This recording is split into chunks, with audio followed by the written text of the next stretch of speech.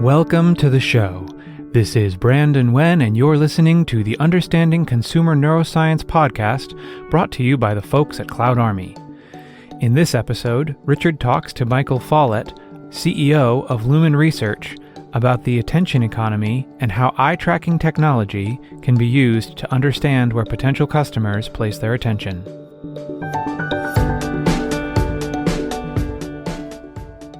Hi, this is Richard Campbell, and thanks for listening to Understanding Consumer Neuroscience. Today, my guest is Michael Follett, who is the CEO of Lumen Research and a professional in the area of attention economy. Mike, thanks so much for coming on the show. Thanks very much, Rich. Very pleased to be with you today. This idea of the attention economy doesn't seem that weird anymore. I think the modern society and a continuously connected society has just made it apparent that you never have to be bored at any moment. There's a device on you at all times that wants to stimulate you, and that people have to ration their attention these days. Yes, I think we're becoming more and more aware of the fact that in Herb Simon's words, a wealth of information presupposes a poverty of attention. There is just so much stuff out there to look at and listen to and to engage with. That necessarily means that there's a lot of it that gets ignored. And we have to, like you said, we have to become better as human beings about rationing our own attention. But in a sense, also, we just have to be aware that attention is a finite resource. Yes. And understanding that can help us as marketers, but also help us just as people to understand how we really engage with the world. Yeah. I mean, Back when we were a non-technical society, your attention was on the edges of the bushes and the trees for a pair of eyes of a large creature that was going to eat you. And that was a good place to put your attention, because if you didn't do that, you weren't going to be around to reproduce, and so much for that. But these days it's more, it's only a Chevy and you can kind of see it coming. Well, absolutely. And I think this is the most important thing to say, which is that we have always lived in an attention economy. There's always been too much to look at or too much to listen to. And in actual fact, that's what attention is. Attention is selection. Right. That's what, when we talk about attention, we're talking about selective attention. There's too many things to look at in the world. We can't engage with them all. We only have two eyes. Our head is only so big. Yeah. We simply can't process all of the information out there. And never have. And never have. Exactly. That's why so we are actually well calibrated to be selective. Absolutely. The William James, when he defined attention in the Principles of Psychology, talks about selection as its primary quality. So when we're talking about the attention economy, we're really just sort of financializing something that's very, very core to being human or being an animal. Apes of this size, 6 foot, 5 foot to 6 foot tall, are both predator and prey. Yeah. And that means that we have to attend to the world so that we can achieve our aims and objectives, but also have the ability to respond to it so that we can get dinner, but also can avoid being dinner. Right. And this isn't unique to humans. No. All animals have pretty to have much this all ability. The way up.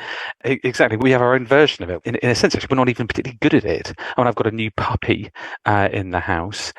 His hearing is much better. His smell is much, much better. You go out for a walk in the forest, and you'll see that the attention patterns of deer or cats or something like that are far more honed than ours. Yes. But we have this sort of limited human type of attention, and we can expend that in lots of different ways. We've gone from the real jungle to the urban jungle. Right. And the skills and the habits that we learned in rationing attention out in the jungle and in the veld are sort of deployed in modern life in much the same way. And so we equally have this sort of selective attention for all of the things that are coming to us right now. No, I think the mixture of being your head down in a smartphone and crossing the street at the same time is a totally new level of where you managing your attention well. Exactly. And I think what's happened recently is the proliferation of human artifacts competing for attention, especially the smartphone, has just made us acutely aware of how we deploy our attention in different ways. also how we waste our attention. Right. I think this is the other thing that's becoming more and more apparent. I think this is a challenge of wealth and of affluence, that as a society there are just hundreds of distractions out there for us, and in the past, it may have been that there were only one or two good things to attend to look at. We were bored a lot of the time, yes.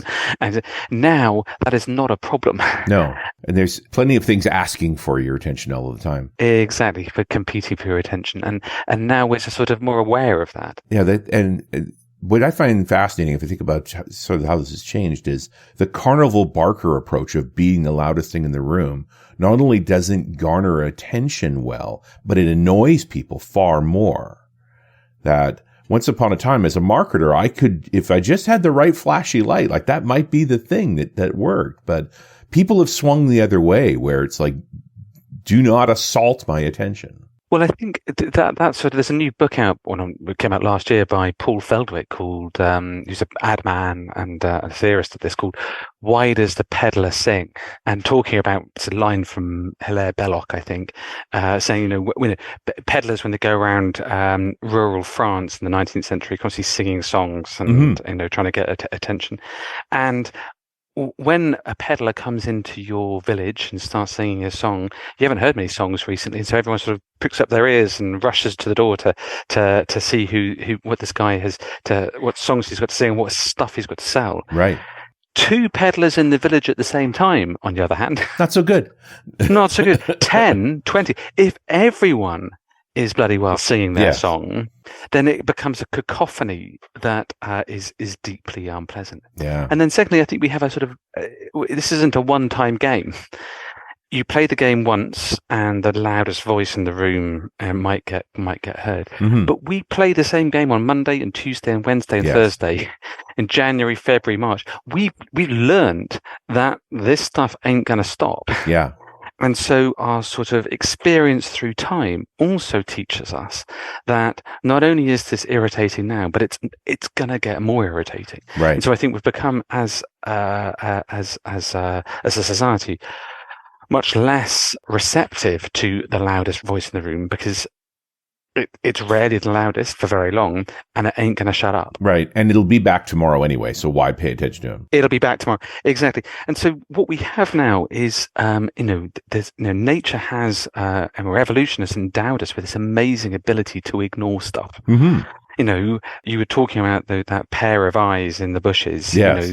It was very important to be able to ignore everything else and just concentrate on those eyes. Are they eyes, or are they, I don't know, berries or something like that? You expend some attentional resources to confirm your hypothesis there, and you ignore everything else and just select to engage with that. Right. Okay.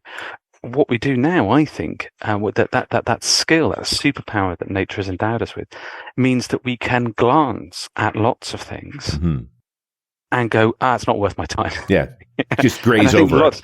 Exactly.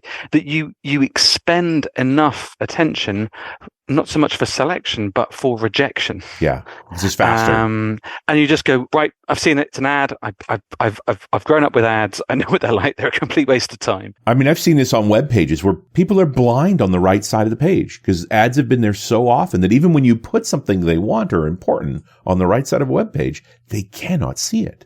Exactly. We have this sort of learned behavior, this deliberate saving of cognitive resources. Yes. That all of our previous experience has suggested that little flashing box in the corner is a waste of your time. And so you're not going to miss anything by ignoring it. Yeah. And I think that, like I say, nature has endowed us with this astonishing ability to ignore almost everything. Right. But the practice of marketing has, through bitter experience, taught people that one of the things that they should ignore is the ads. Nothing to see here, folks. Yeah, move on. And I guess the question is, how do you, because we know, it's almost mythological at times, but we know there's the breakthrough ad. There's the viral ad, the one that grabs people's attention, that does affect them. It's just a question of how you make that thing. Like, why did that ad at that time get so much attention. Well, let's think about that, because I think it is a really, really important thing. I mean, we at Lumen, we're an eye tracking company, so we use software to understand what people could see, right, and then what they do see. We've got some software that turns the camera on your mobile phone or your desktop computer into a high quality eye tracking camera, and so we can see what's on the page. And then crucially, if anyone was looking at this particular element. So we've got tons and tons of data from that. And on a good day, we find that people ignore around about between 50 and 70% of the advertising that they are engaged with. Wow. So 1,000 ads, say, which is not an unreasonable amount. That's a lot. But my math isn't no good, so I'm going to keep it at 1,000 if that's right. It's a nice round number. So you, 700 of those ads. You didn't even see them. Yeah. Didn't even engage them. They might be there, right, staring you in the face. But there's a big difference between things being viewable and things being viewed. True. And there's also quite a big difference between looking and then actually really seeing something. Yeah, because I would think if you're eye tracking, like, how do I know to ignore that? Did my brain rapidly look at it?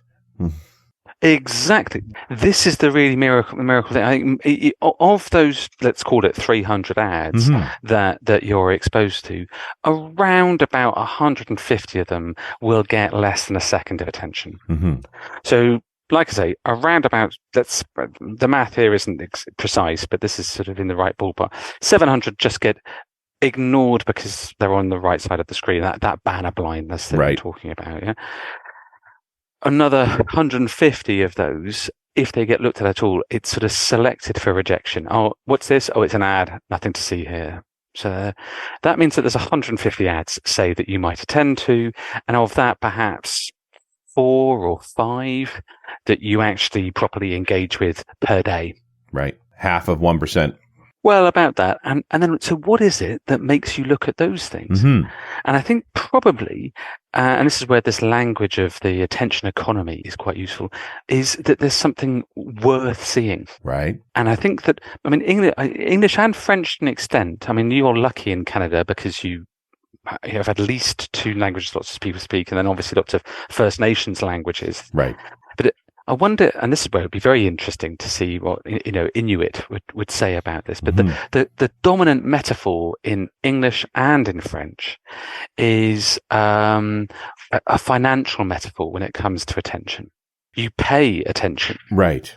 That's interesting. You spend time with people. Yes. You can waste your time, or you'll never get that time back. And I think that, and in French, you have more of a lending, louer d'attention. Lend me your ears. Lend me your ears. Yes. Lots of Southern European languages, lots of Latin languages have that sort of metaphor.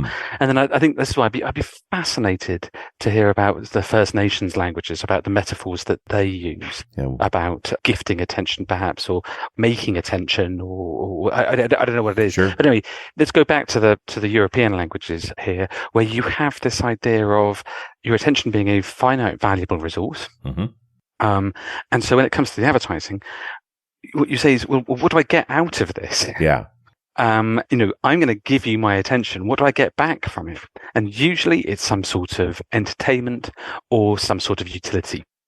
And this is why, of those thousands of ads that you might be exposed to, it's the beautiful ones or the funny ones, right, or the useful ones that you might attend to. And that, I think, is really, I think it's really interesting because I come from a advertising background. I started at a creative agency in London, and then I worked in New York and then in India. And the intuition of all creative agencies is that no one has to look at this bloody stuff. Right. So you have to make it interesting.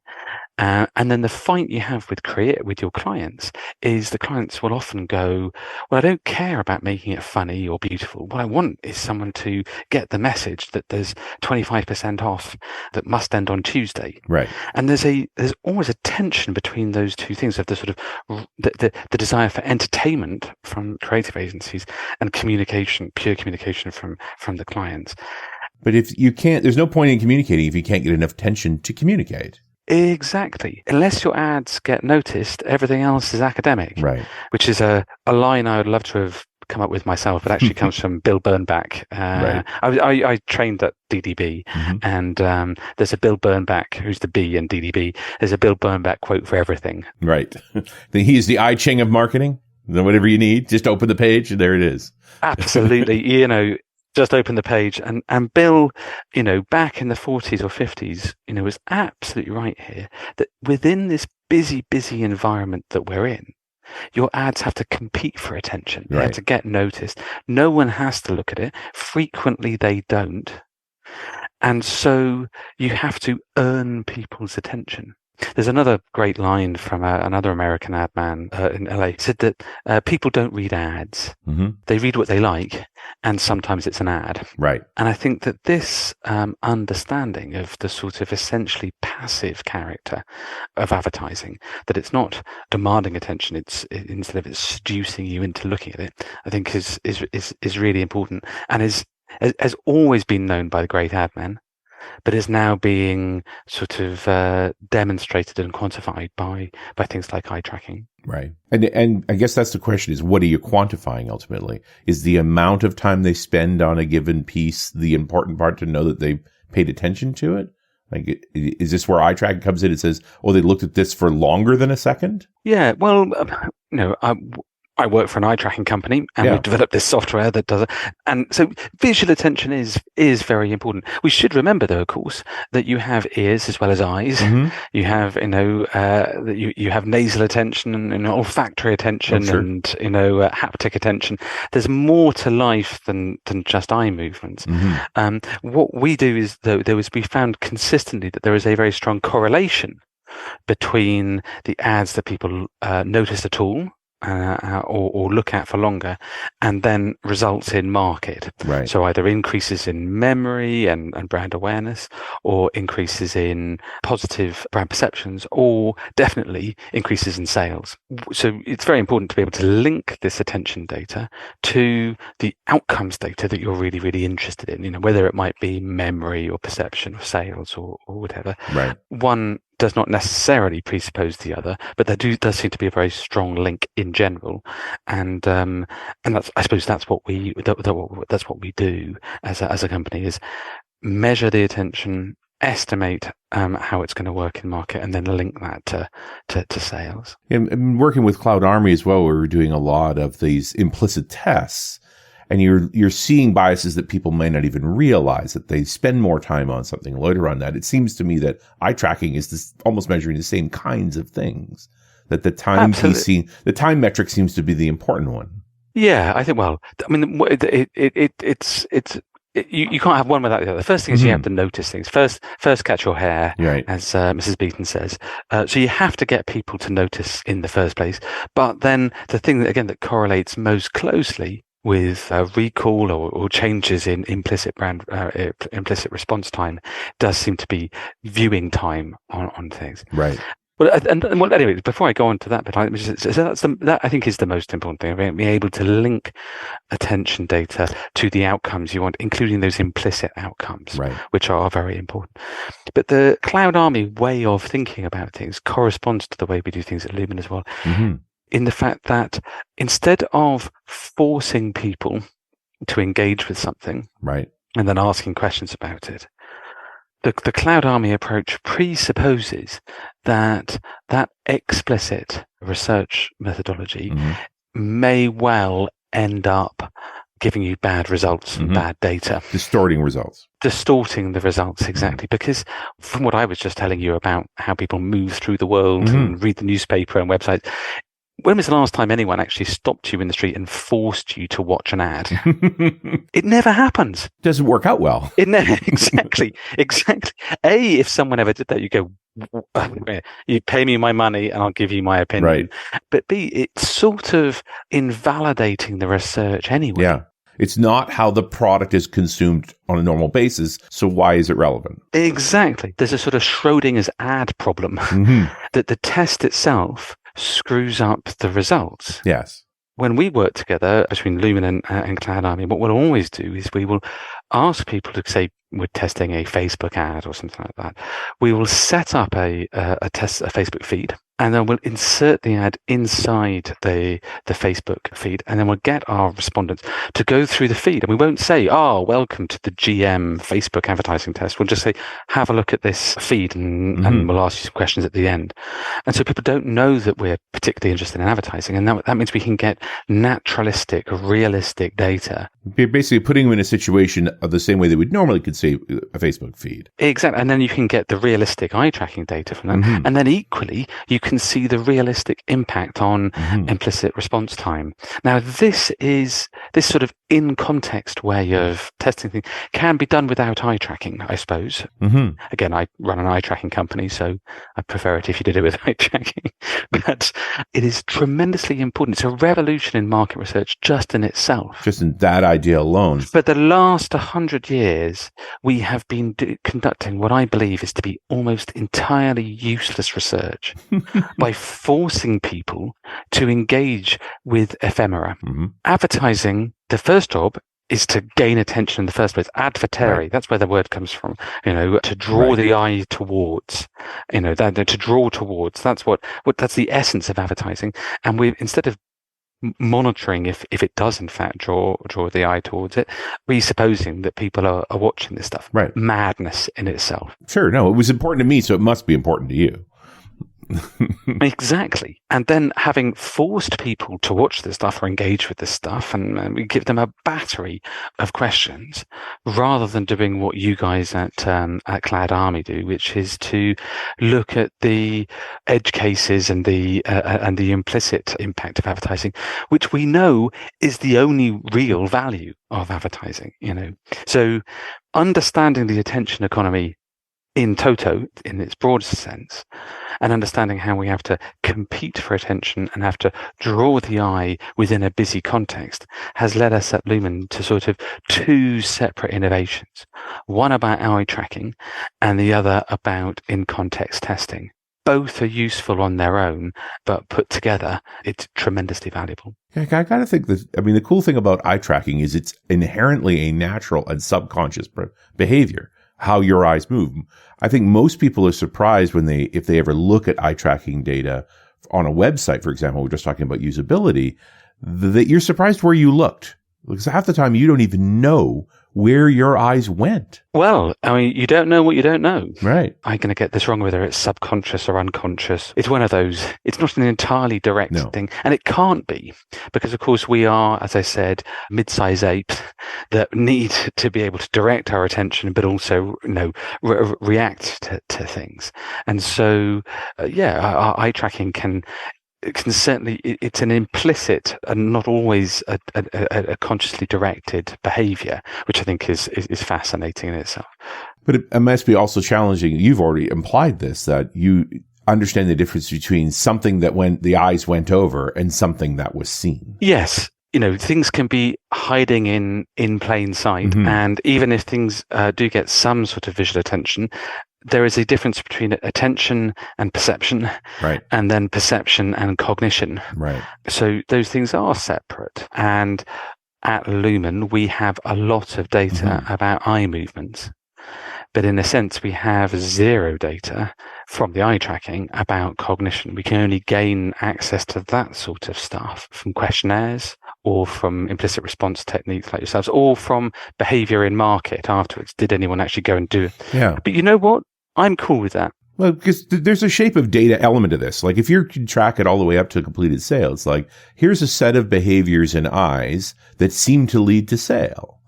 More so than this behavior in eyes, it doesn't seem to lead to sale. Yeah, well, there's a simplicity to that. If you keep everything else equal and you try and be as sort of rigorously scientific as possible, if everything else is the same and the only thing that's different is the eye movements, then it's the eye movements what won it. That's good. And you can do that at the sort of scale that we're talking about. Often our studies are thousands of people strong. And on that sort of, with millions of data points, and with that sort of data, you can make those sorts of statistical inferences there.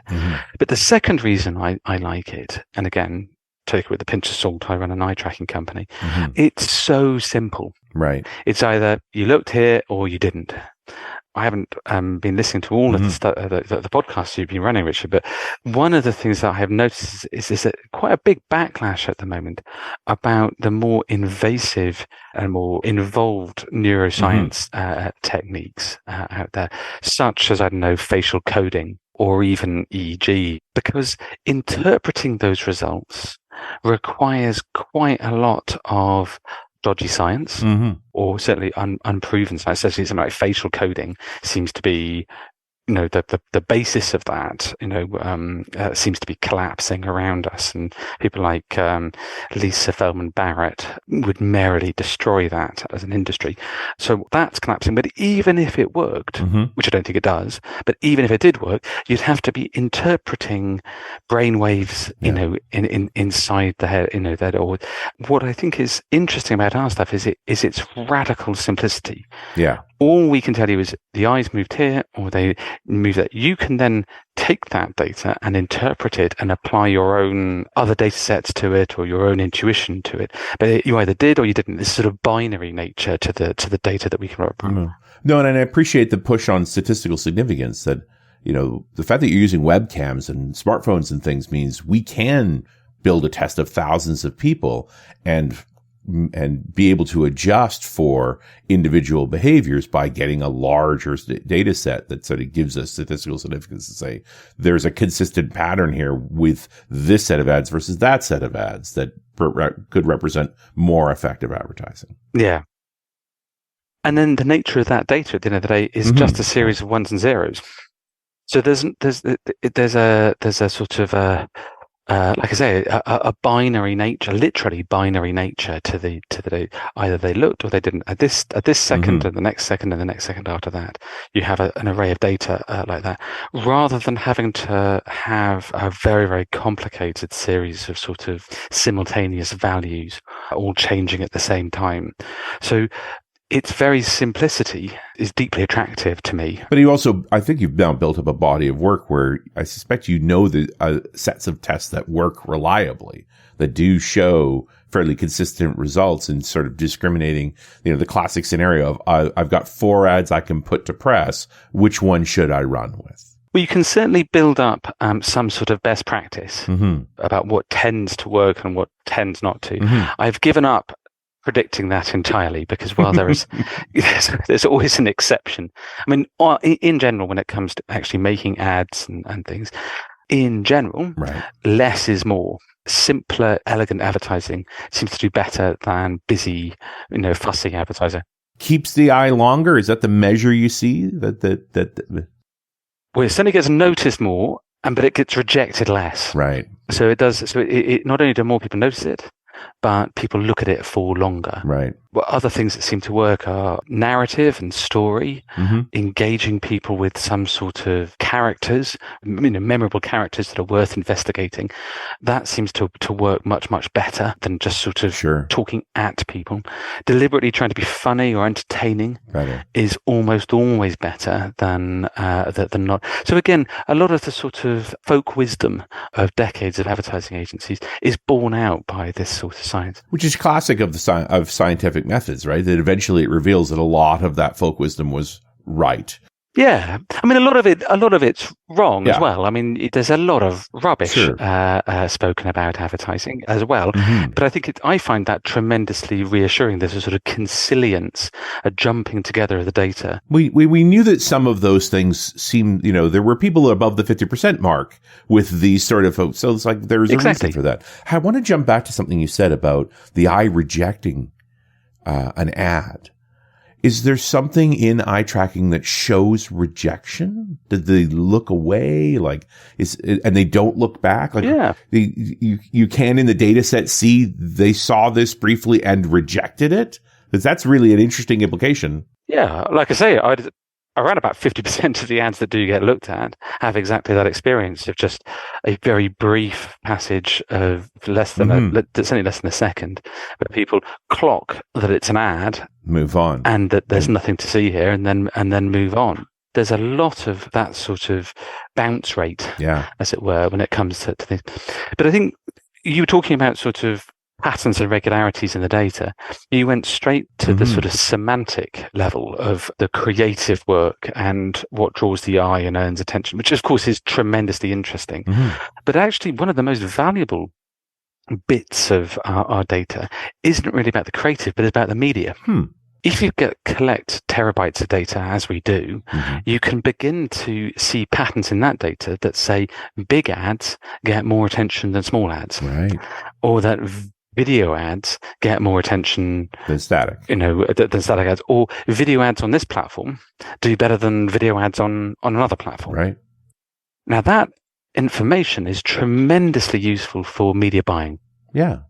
So probably the majority of our work at the moment is actually in media evaluation, helping media agencies and clients themselves work out where the bargains are in the market. Where should I run this ad? If you know that on website A, the video ads tend to get noticed 60% of the time for 10 seconds, and on website B, they get noticed 30% of the time for 5 seconds on average, say. Yeah. But the two websites cost the same. I think I know which one I'm going to be buying. Exactly.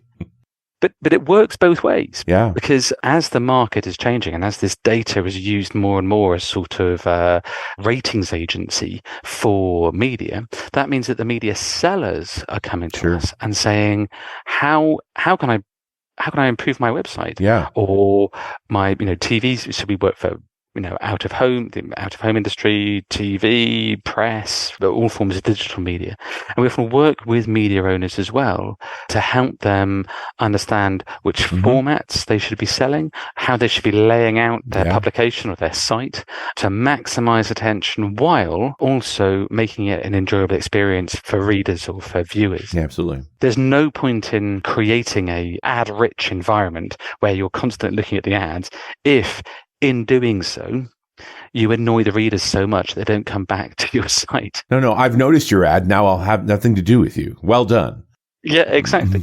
And again, I think this language of a sort of an attention economy is really, really helpful there. Yeah. That when you go to the New York Times, when you go to CNN, there's a deal here.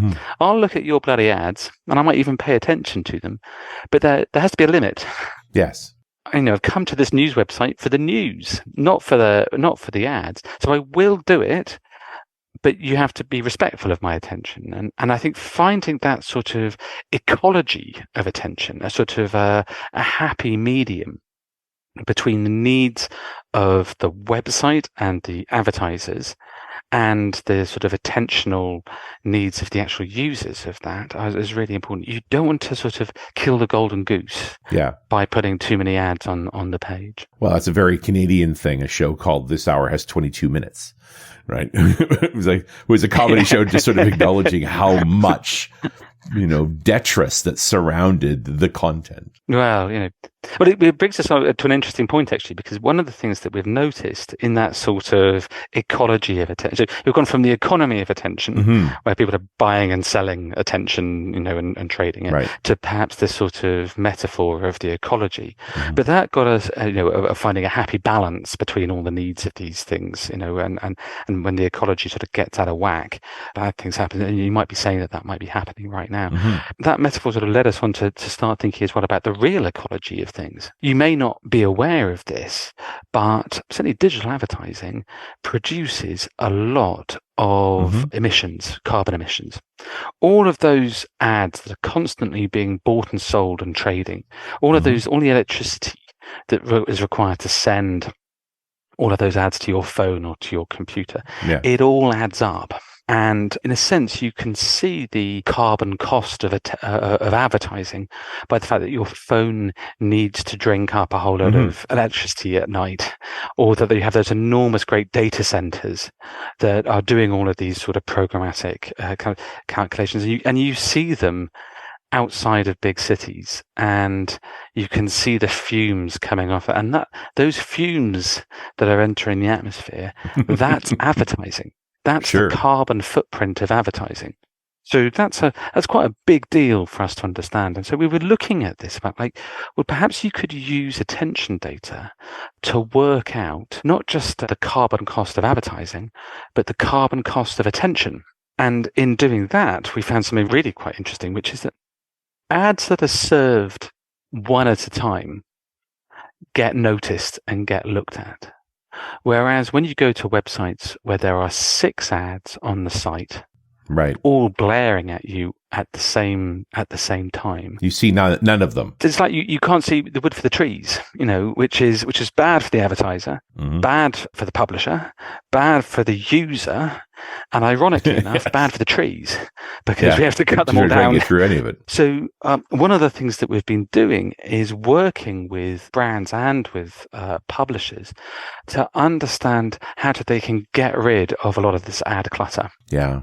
It seems to me if I'm the ad buyer, if I want to place ads, that I'm also going to want to discriminate where my ad's going to appear and what it's going to appear beside. Would you want your ads to having to compete for attention against 5 other ads? Yes, knowing that it diminishes all of them. Exactly. And then there's a really interesting debate to be had about how much you're going to pay for that ad.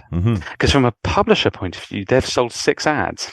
Can they guarantee a price by reducing the ad yield down to 1 ad rather than 6? Can they charge 6 times more? Right. 6 times more? Yeah, I don't know. That's a great question. And so trying to work out the economics of that is fascinating, because you can work out it's clearly there's a environmental impact. 1 ad produces 1/6 of the carbon as 6 ads. Clearly, there's an economic benefit to the advertiser. Finally, clearly, there's a sort of attentional benefit to the user. All of those things are clear. The only loser here is the publisher. As long as that publisher is working on the basis of views rather than, say, click-throughs. Or attentive seconds. Yeah, actually attentive seconds. You're not incented to make a quality presentation. Exactly. I don't need your ad to be effective. I just need you to buy it. Exactly. Now, smart advertisers, smart advertisers have been doing this, but now smart publishers are realizing that it doesn't matter how many impressions you sell, it's the impression you make that makes a difference. That's what you should be incentivized on.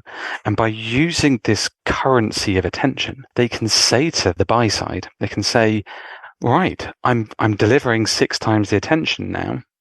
How about paying me 6 times the value? Right. And this language of attention can be a common meeting point between the buy side and the sell side. Absolutely.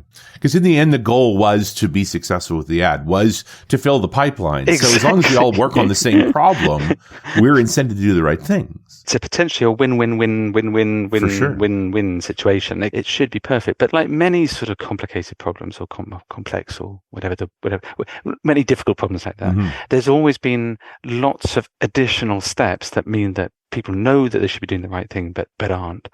This attention data allows you to all speak in a common language. Yeah, and work us on a common goal as well. A common goal, and bring everyone together and make sure that the advertiser's happy, the user's happy, and crucially, the publisher's happy too. As well. Mike, that's really great insight. Like now I feel like as a marketer, I want to put more attention into where my media shows up and what form it's showing up with, just because I'm not going to get value from it if I don't. And it's easy to miss Absolutely. Those pieces. Thanks so much for your time. That was really an enjoyable conversation about thinking more about how eye tracking helps us and helps become better marketers. Well, thank you very much. Thanks again for listening to Understanding Consumer Neuroscience.